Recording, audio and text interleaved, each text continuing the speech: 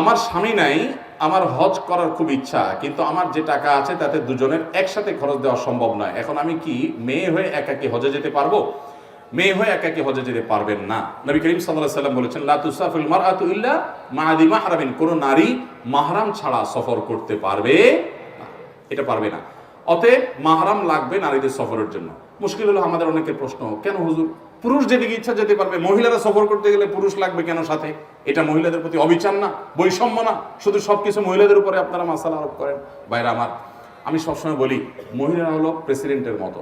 বাংলাদেশের মাননীয় মহামান্য প্রেসিডেন্ট যদি বলেন যে আমি অনেক দিন হয়েছে এই বন্দি জীবনে আসি, আমি একটু এই সমস্ত এই কটন টটন সব ভেঙে চুরে আমি একটু কারণ বাজারে যাই, একটু সবজি কিনতে চাই, তাকে কি দেওয়া হবে? উনি চাইলেও কে দেওয়া হবে? উনি যদি বলেন যে আমি ঢাকা শহর লোকাল বাসে একটু ঘুরতে চাই, মন করে মানুষের সাথে কতদিন মিশি না, দেওয়া হবে ওনাকে? কেন দেওয়া হবে না? ওনার ভালোর জন্য, ওনার নিরাপত্তার জন্য, ঠিক কিনা বলেন?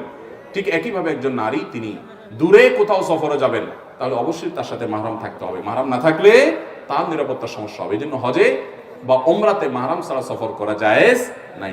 সৌদি সরকার তাদের নিয়ম তুলে নিয়েছে। আগে আপনার ওমরা এবং হজের ভিসা হওয়ার জন্য মাহরাম সাথে দেখাইতে হতো, এখন এটা লাগে না, সৌদি গভর্নমেন্ট তুলে দিছে। তাদের হয়তো অনেক পয়সা কড়ির দরকার, শরীয়তের বিধান গুরুত্ব তাদের কাছে হয়তো কমে গেছে, কিন্তু আল্লাহর বিধান, কোরআন হাদিসের বিধান পরিবর্তন হয় নাই। সরকার পরিবর্তন হতে পারে, সরকার দৃষ্টিভঙ্গি পরিবর্তন হতে পারে, কোরআন হাদিস কোনোদিন পরিবর্তন হয় না, হতে পারে।